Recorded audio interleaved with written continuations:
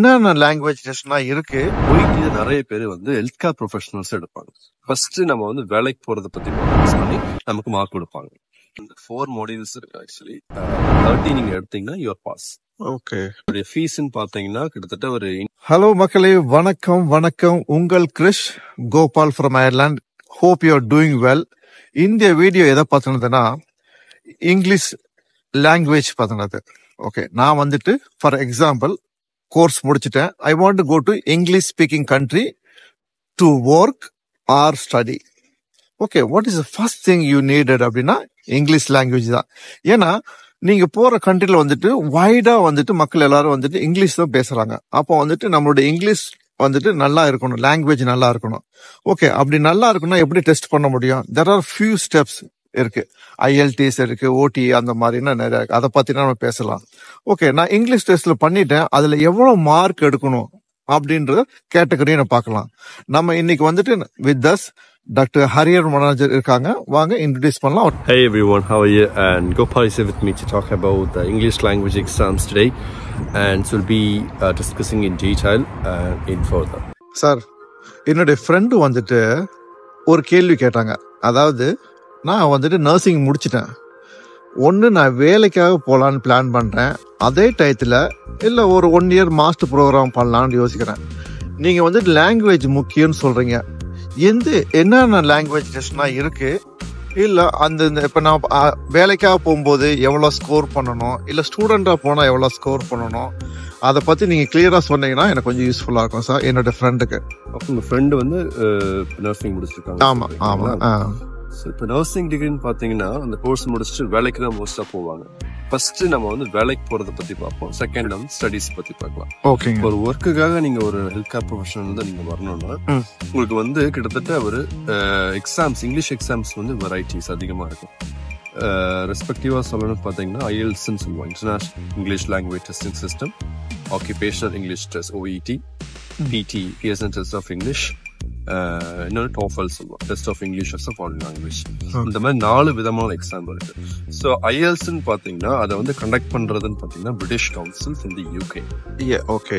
OET வந்து occupational English test, அதை conduct பண்ற எக்ஸாம்னு பாத்தீங்கன்னா அது வந்து ஆஸ்திரேலியன் கவர்மெண்ட் கண்டக்ட் பண்ணுவாங்க. PTயும் ஆஸ்திரேலியன் கவர்மெண்ட் தான் கண்டக்ட் பண்ணாங்க. TOEFL test of English as a foreign language, அது வந்து யுனைடெட் ஸ்டேட்ஸ் ஆஃப் அமெரிக்கா. இவங்க தான் வந்து 4 விதமான டெஸ்ட்.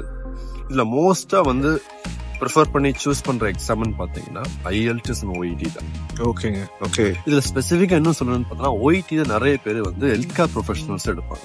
ஓகேங்க. ஏன்னா அந்த OET எக்ஸாம், இந்த இங்கிலீஷ் எக்ஸாம் ஃப்ரேம் பண்ணி இருக்கிறதே வந்து ஹெல்த் கேர் ப்ரொஃபஷனல்ஸ் மட்டும்தான். அதுல வந்து ஒரு 14 ப்ரொஃபஷன்ஸ், அந்த 14 ப்ரொஃபஷன்ஸ் மட்டும்தான் அந்த இங்கிலீஷ் எக்ஸாம், அந்த OET இங்கிலீஷ் எக்ஸாம் எடுக்க முடியும். ஓகேங்க.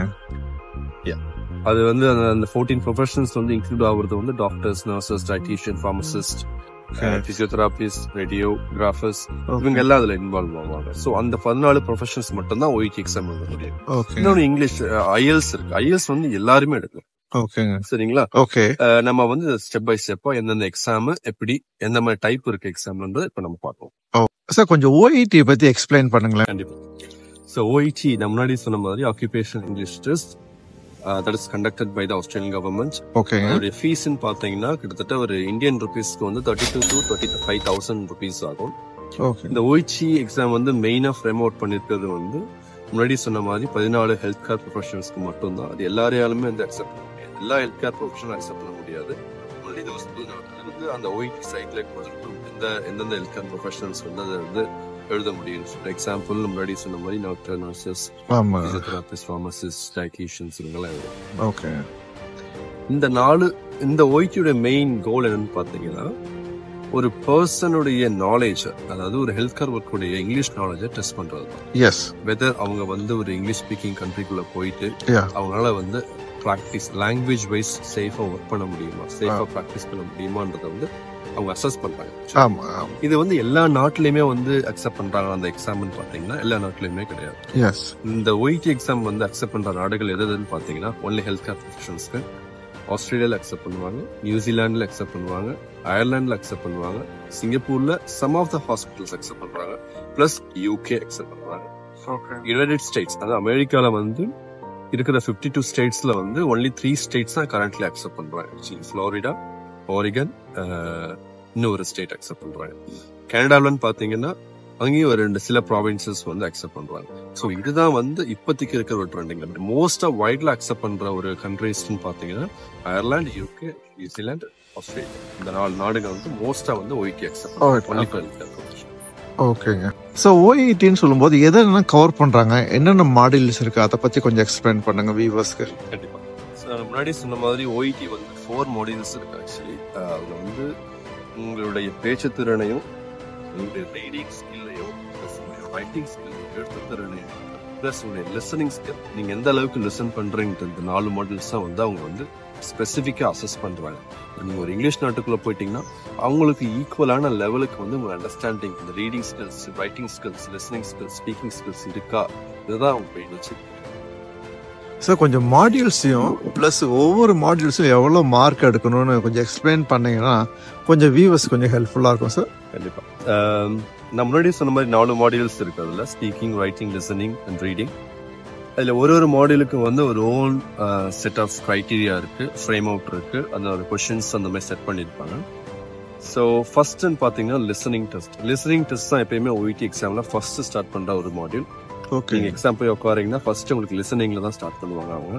ஓகே. லிசனிங் டெஸ்ட் எதை பத்தி ஃபோக்கஸ்ன்னு பார்த்தீங்கன்னா ஒரு பர்சன் பேசுறது, அதாவது அவங்கள நீங்க எந்த அளவுக்கு அண்டர்ஸ்டாண்ட் பண்ணிக்கிறீங்க, அததான் அவங்க மெயினா அந்த டெஸ்ட்ல, அந்த சப் மாடியூல்ல வந்து டெஸ்ட் பண்றது. இது எப்படி நடக்கும்னு பாத்தீங்கன்னா ஒரு சில எக்ஸாம் சென்டர்ஸ்ல வந்து உங்களுக்கு ஹெட்போன் மாதிரி கொடுத்துருவாங்க காதுல. இன்னொரு எக்ஸாம் சென்டர்ஸ்ல வந்து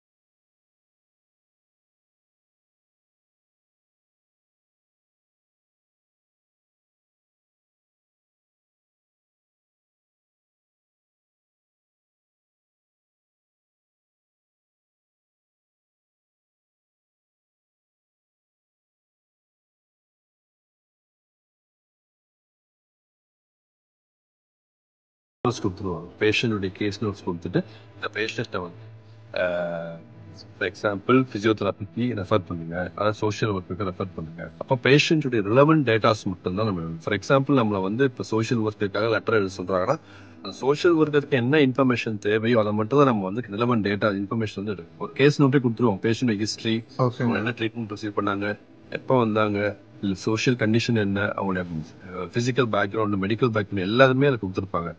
எந்த இன்ஃபர்மேஷன் யாருக்கு ரிலவெண்டா எழுத சொல்றாங்க அதை மட்டும் தான் எழுதணும். ஓகே. அதை வந்து ஒரு லெட்டர் ஃபார்ம்ல நீங்க வந்து எழுதுறீங்க.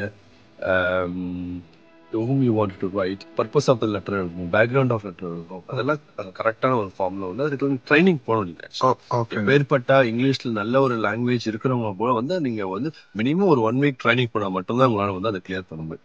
அப்படின்னு சொல்ல வரல, கண்டிப்பா ட்ரைனிங் போகணும்னு சொல்ல வந்து நீங்க ஆன்லைன்ல வாட்ச் பண்ணிக்கிறோம், நீங்க ப்ராக்டிஸ் பண்ண கோச்சிங் சென்டர்ல போயிட்டு நீங்க அதை கோச் ப்ராக்டிஸ் பண்ணாதான் உங்களுக்கு ஆன்லைன்ல நீங்க ப்ராக்டிஸ் பண்ணலாம். நிறைய யூடியூப் வீடியோஸ் எல்லாம் இருக்கு, அதெல்லாம் கிளியர் பண்ணீங்கன்னா ரைட்டிங் வந்து நீங்க பாஸ் ஆகலாம். That is the form of writing.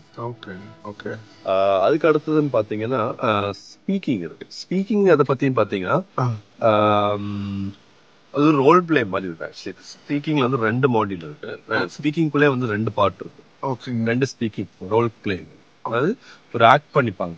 ஒரு இன்டர்லோகேட்டர் இருக்கு நமக்கு முன்னாடி, அவங்க நமக்கு வந்து ஹெல்ப் பண்ணுவாங்க. அது ஒரு பேஷண்ட் நடிப்பாங்க, இல்லை டாக்டர் நடிப்பாங்க, மோஸ்ட்லி பேஷண்ட் நடிப்பாங்க. நம்மளுடைய ரோல் நாம பார்த்தோம். டாக்டர்னா டாக்டர் ரோல் நாம பார்த்தோம், ஒரு நர்ஸ்னா நர்ஸ் ரோல் நாம. ஸோ ஒரு கான்வர்சேஷன் போகும். அவங்களுக்கு வந்து சப்பாய்ஸ்லாம் கொடுத்துருவாங்க. இப்போ ஃபார் எக்ஸாம்பிள் இப்போ நான் வந்து டாக்டர், நீங்க ஒரு பேஷண்ட், நீங்க என்கிட்ட வரீங்க, எனக்கு வந்து அந்த டாஸ்க் கொடுத்துருவாங்க. என்ன டாஸ்க், நான் என்னென்ன கவர் பண்ணணும் இந்த ஸ்பீக்கிங்ல. உங்களுக்கு வந்து ஒன்று கொடுத்துருப்பாங்க, உங்களுக்கு டாஸ்க் நீங்க என்னென்ன பேசணும்.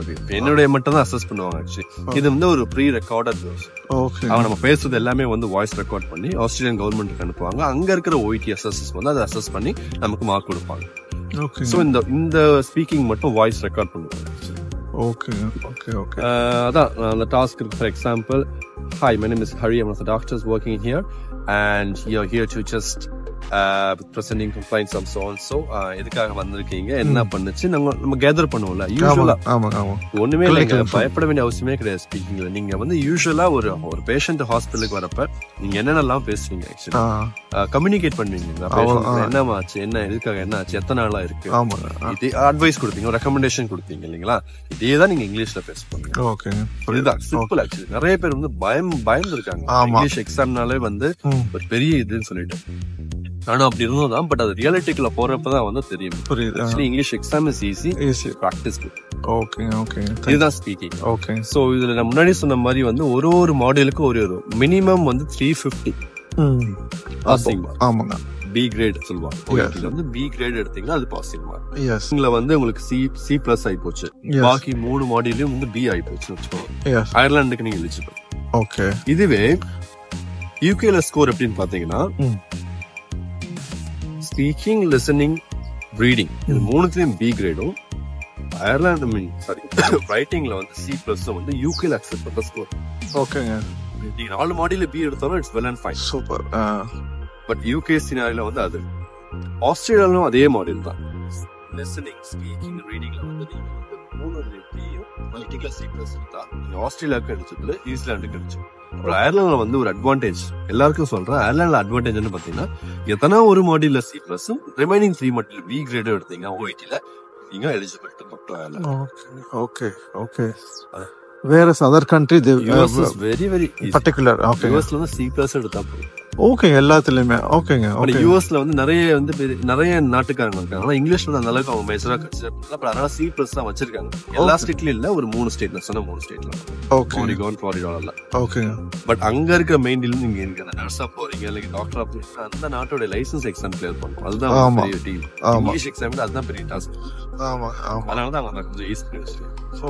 கனடாவிலேயே வந்து 4 team. Very good. So this is overall English OIT உடைய ஒரு பிளிக். ஆக்சுவலி இத பத்தி தான் ஃபோக்கஸா இருக்கும். ஈஸியான ஒரு எக்ஸாம் தான், பயப்படாதீங்க. You can do it. ஓகேங்க. என்னால பண்ண முடியாது. கண்டிப்பா. ஓகே. So நான் எதுக்கு சொன்னா, நீங்க இப்போ நர்சிங் ஸ்டூடெண்டாவோ ஒரு MBBS ஸ்டூடெண்டாவோ நீங்க படிச்சுட்டு இருக்கீங்கன்னா, இதெல்லாம் நீங்க எப்பல இருந்தே நீங்க 3rd இயர் படிக்கிறீங்களப்ப இல்ல ஒரு 2nd இயர் படிக்கிறப்ப ஸ்டார்ட் சர்ச் பண்ண ஆரம்பிச்சீங்க. ஸ்பீக்கிங் வீடியோ நிறைய இருக்கு யூடியூப்ல, போய் பாத்தீங்கன்னா உங்களுக்கே தெரியும், ஒரு ஐடியா கிடைக்கும். ஆமா, இன்னும் லிசனிங் வீடியோஸ் நிறைய இருக்கு. ஓகேங்க, பிராக்டிஸ் பண்ணலாம். அதுக்கேற்ற மாதிரி நம்ம தமிழ்நாட்டுல நிறைய பேர் நர்சிங் படிச்சுட்டு இருக்காங்க. ஆமாங்க, நிறைய பேருக்கு இந்த இன்ஃபர்மேஷன் இருக்கு. OIT மோஸ்டா எல்லாருக்கும் தெரிஞ்சிருக்கும், பட் தெரியாதவங்களுக்கு இது பயனுள்ளதா. ஆஃப் கோர்ஸ், டெஃபினெட்லிங்க. ஆமாங்க, ஆமாங்க. Anyway, thanks for having me to just to say these things to the viewers today. Yes. And I'm happy that we have just shared the information about the OIT. Okay, okay. And thanks, Mr. Gopal, again. And sorry, Krish. No. And hope you have a good day. Thank you so much. Finally, thank you for your time. And definitely, some of the viewers will be definitely benefited. ரொம்ப நன்றிங்க, உங்க டயத்துக்காக ரொம்ப நன்றி. Thank you so much. So, இப்போ IELTS பற்றி